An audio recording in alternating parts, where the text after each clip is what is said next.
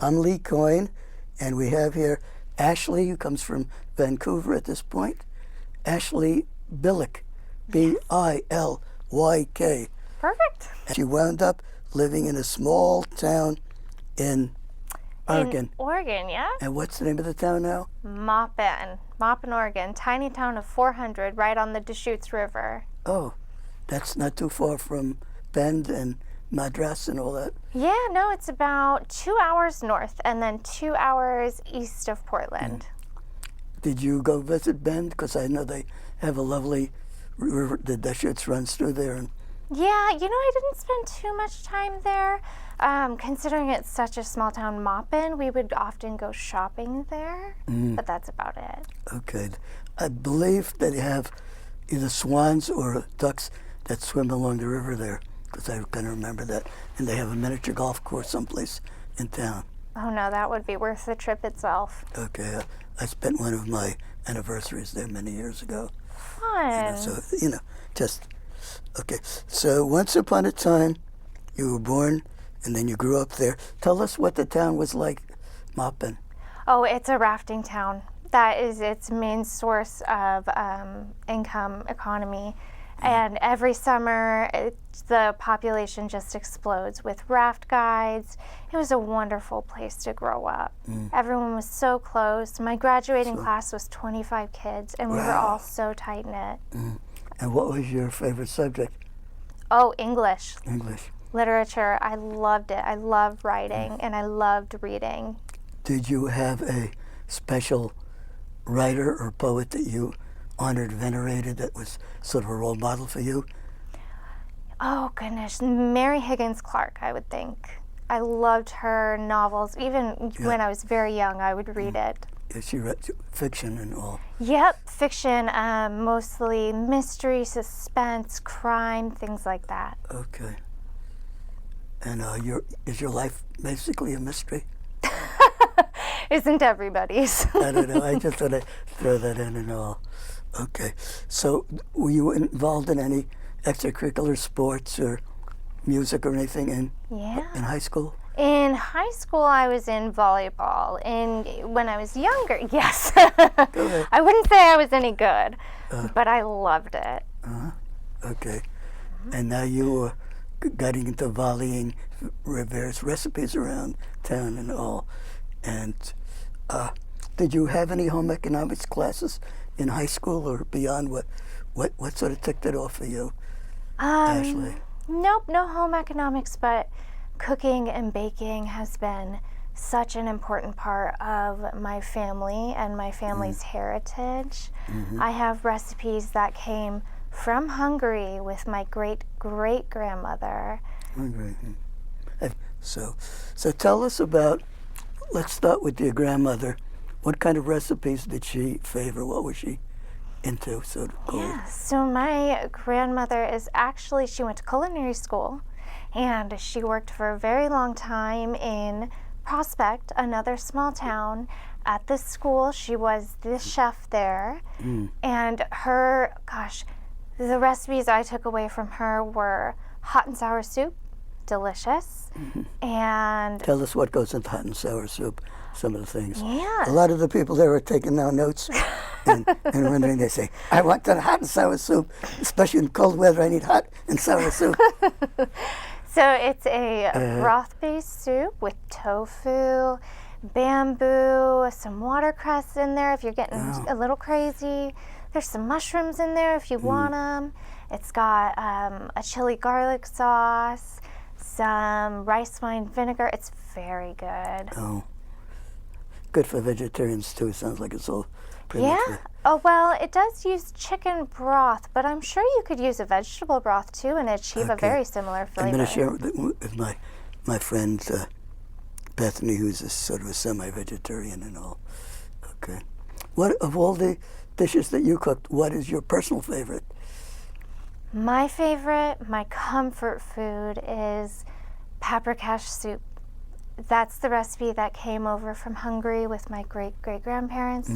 My great-grandma made it, my grandma made it, my mother made it. It just has passed down from women to women in our family. everybody has their own version of it. Mine is a little bit spicier because I like a little spice to my meals. That's why you found Marcus. Yeah, nagged him with my cooking. Yeah, well, he adds a little spice to your life, I think. Oh yeah, yep, he does like the spice. I just follow the dots. You know. Now, what are some of the things you don't like? What irritates or offends your tongue that you find yucky, to use an old-fashioned word? You know, I am not a fan of eggs unless they are baked in a baked good. There is actually egg in hot and sour soup, but it's good. It's actually good. Okay. And then, you know, I'm not a fan of mushrooms. They're not my favorite. I loved them growing up, but I just kind of grew out of it. Well, okay. About 4 years ago, my late wife, Carmela, passed on from dementia. I was expecting it, so it was more of a relief than a tragedy, actually, even though people say automatically, oh, I'm sorry. Well, she wanted to go to heaven, and Yeah, gave her peace. she was once a nun in Australia, actually. Wow. So she died on Christmas Day of 2018, ironically. Yeah, I'm so sorry. So I became a single again and had to cook for myself. And so there are 4 things that I learned or analyzed about how to put together a recipe or how to cook something. I don't know if this equates with your mindset, so you can critique it. The obvious thing is taste. You want it to be user-friendly for your tongue. Mm-hmm. The second thing is smell. You don't want it to have a malodorous aroma. You want it to smell appetizing, quote unquote. The third thing is coloration. You want it to look pretty in the plate. Sometimes something looks pretty but tastes ugly. Yeah. And the fourth thing, which I think people ignore, but it really is the texture and how it feels when it enters your mouth, your oral groove, to use paramecium language. I know, I was an old biology student once. Paramecium language, they call it an oral groove. And all the cilia go around, but we won't go into that now. And I think so that when I cook something, I often put in sunflower seeds or nuts or maybe chopped celery or something that gives it a crunchy texture. Because to me, that's part of the appetizing element. Absolutely, and you nailed it. You know, taste, aroma, texture, and plating is very important. Getting a lot of colors on a plate can absolutely make it more appetizing. And you know, we eat with our eyes first, is what I've always said and heard. So yeah, it's absolutely important. And adding some texture in there is great. I understand that you're somewhat into desserts and cooking and baking and all. So let's find out how you made the quantum leap from soups to desserts. Well, you know, my mother always baked for us. And I've always loved baking. It's so cathartic and meditative. And, you know, I started Buzzed Eats LLC, a baking company, and it's recently been umbrellaed under Arabella Eats, where we're going to be doing baking, catering. I actually just yesterday spent 6 hours cooking 200 plus cookies. But you know, it's so fun, and I have such a passion for it. And I definitely got it from my family, especially my mother. Arabella Eats is where we're going to be doing all our catering. Now, something, you probably know that my background was medical social work. Yes. Among other cases I've encountered were people who are diabetics. And diabetics have to be very careful not only of sweets, but of high starch, high carb elements.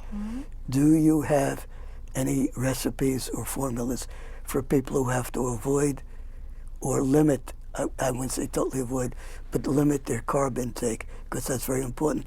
I worry about them every Halloween. Even diabetic kids, can they go trick-or-treating for, you know, diabetic candy, if the stuff like that.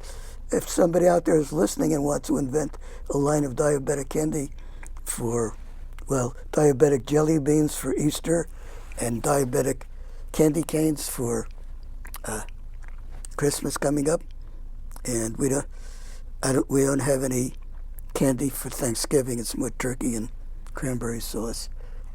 And Halloween, of course, is the big candy consumption holiday.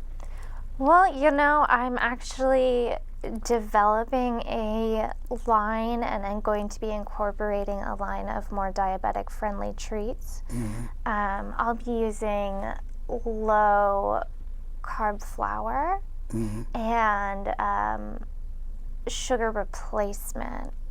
So it's in the works. It's in the recipe development stage, but I'm very excited about it. Now, your newspaper in Vancouver is called The Columbian. If I were your publicity agent, I almost sort of am. If I would approach The Columbian and maybe even The Oregonian and ask them if they could do a feature story about this for diabetics. You might actually see if you could do it just before Valentine's Day so that lovers of whom one or both are diabetics can give diabetic-friendly yummies. That's a brilliant idea. That's really brilliant. Because usually you think of sweetheart, but the sweet is not carb. It's carbon-heavy sweetheart. And you haven't thought that far in terms of the correlation. But I mean, what is it, Stovers and some of the other things, they have things that are saturated with sweets. But darn it, I can't say damn it on television. Darn it. I know I can't, but anyway, I want you out there, if you have any friends or enemies who are diabetic, some of each, try to see if you can get them on some kind of diabetic things. And if you usually go to a supermarket, start talking to them and saying, I want you to carry a line of diabetic-friendly products. It's time that they were recognized. And that's one of the things in old age, and I'm gerontologist basically, in older age, and sometimes before you come down with diabetes, it really begins to limit your diet, and you have to watch because you don't want to, it could get so bad that sometimes you even have to have a leg amputated. That's the...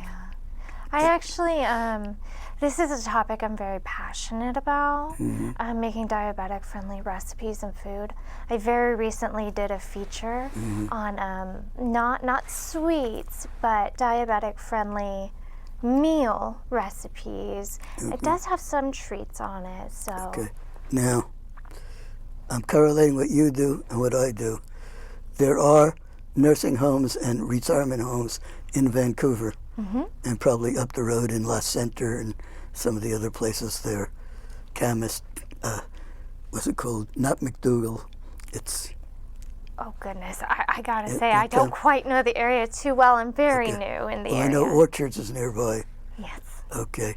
If you could incrementally, as your time permits, go and approach maybe one retirement home per week and ask them if you could be a guest speaker there, and for a little money perhaps, and talk to the seniors who are diabetic or, on the other hand, have cardiac problems and have to be low sodium, and tell them what they have to look for in choosing the items on the menu.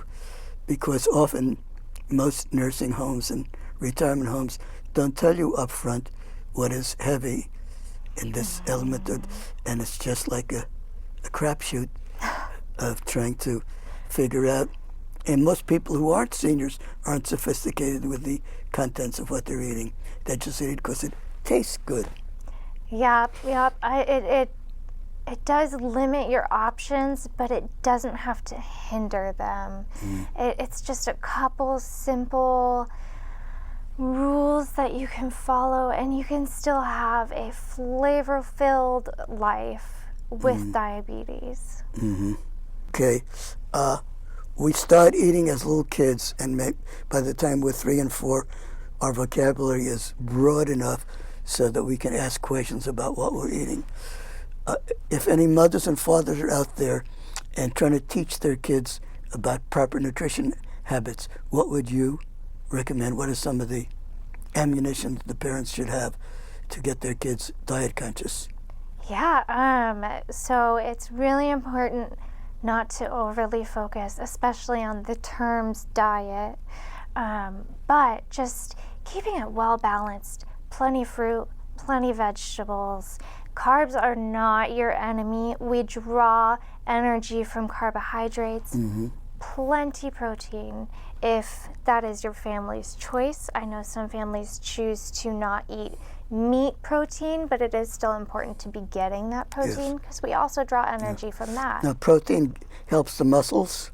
It does. It helps muscle growth and development, and it's also a huge energy source. Energy. The fifth element of cooking should be it shouldn't be too dry.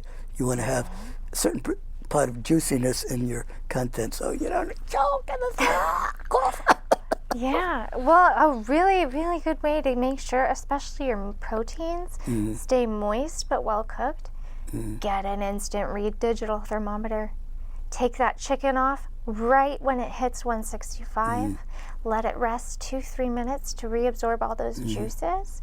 Perfect chicken. Moist, well cooked, easy every time. Okay.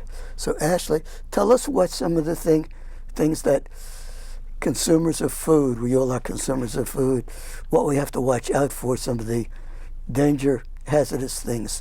Not to avoid it entirely, but to limit and balance, as you say. Give us some lessons now. Well, you know, when you go to the grocery store, most grocery stores have meats, milk products, vegetables on the exterior walls of the grocery store. Boxed food, heavily processed food, you don't have to cut it out completely. We all have days where we're insanely busy and a quick boxed meal works. But try and have home-cooked, whole ingredients as often as possible. There are absolutely choices you can make every day to eat, maybe not necessarily the clean eating diet, but whole foods that are grown, not created and processed. Okay. Now, do we have a shortage of dietitians and nutritionists in this country at this point? Gosh, you know, that's not something I necessarily know or can speak to, but that's definitely something we can look into. Okay.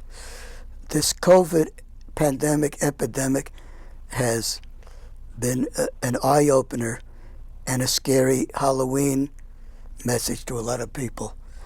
And I am just wondering whether, because of the shortage of nurses and possibly doctors this year and next year, whether the President and the Congress, both parties, could collaborate and make AmeriCorps into a training place for physicians' assistants and other type of professions that could help to ease the shortage in some way. They can't substitute for medical school because they're just not equipped for that. But maybe there could be some kind of special tax relief for going to medical school as an enticement or inducement, or maybe that your years in medical school, maybe that you'd have your tax burden cut in half, or something that would be an incentive to bring people in. I think about it seriously from my social work background. I'm not practicing presently, but the mindset is still there. Yeah. What would you suggest that we do to deal with the doctor-nurse medical crisis? You know, I can honestly say I don't know enough in that area, but burnout is a big thing in those fields. And a part of that burnout comes from the way the public is treating doctors and nurses. So just remember kindness. They are there to help you, to save you, to make you live longer, better lives. So if we can just keep that in mind as the general public, and you know, when it comes to the medical professionals themselves, they all know burnout is a big deal. So it's very important to keep an eye on your mental health, as is as important as your physical health. Mental health, physical health. Okay. Do you have any questions you wish I had asked you that I haven't? This is your open-ended time. I've learned this is a very helpful thing because I don't know what's in the guest's mind all the time. So what would you like to be asked? What further information would you like to impart to our viewers out there? Oh gosh, I don't 100% know. I feel like we've covered a fantastic amount. But I would say, it's important to support small businesses and also take care of yourself. Food and nutrition is self-love and self-care. So really find the recipes you love, find the foods you love, and celebrate with them every day that you can. But don't overdo. Yes, no, there is always moderation. No. It almost sounds like mental health, but dental health is also important. And what you eat affects your teeth. And if your teeth are going to age before their time, ask your doctor and your dentist what you should be avoiding or limiting in your diet so that your teeth don't rot and you have gum problems like pyorrhea or gingivitis, I think it's called. I saw a fantastic billboard that said, "Only floss the teeth you want to keep." And I thought that was so clever. Good. And your gum health goes directly to your heart. So if you do have a dental infection, it can spread immediately to your heart or very quickly to your heart. Okay, yes. So it's very important, especially with children, to impart good dental and mental health. Okay. Ashley Billick, I think you've been a fantastic guest here. I'd like to have you back again. I'll see if we could arrange for the studio to maybe have you do a cooking, even the demonstration show That'd be fun. once a month. And so, last question, and 20 seconds left. What advice would you have to somebody who wants to follow in your footsteps and get into what you're doing? Find your passion and chase it. Don't let obstacles get in your way. Find your oomph. Good. Carry on. We wish you happy holidays and healthy, food-wise and otherwise. Bye.